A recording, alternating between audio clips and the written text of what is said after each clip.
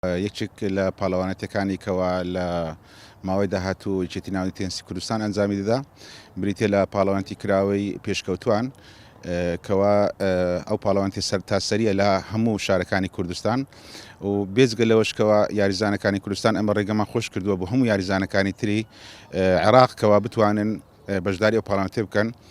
تا پاڵەوانتێکە تام و چێژێکی باشتری هەبیتن و زیاتر لە ئیستفادەی هەبی لە یاریزانەکان بەتایبەتی یاریزانی کوردستان. طبعاً نظامی پاڵەوانتێکە چاوەڕێ دەکرێتەوە نزیکەی 600 یاریزان بەشداری بکاتن لە هەموو عێراق.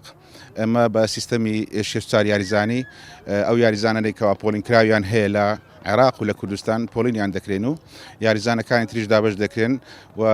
سیستەمی پاڵەوانتێکە بە باڵێن دۆڕاندنی یەک دۆڕاندن یاریزان دەچێتە دەرەوە.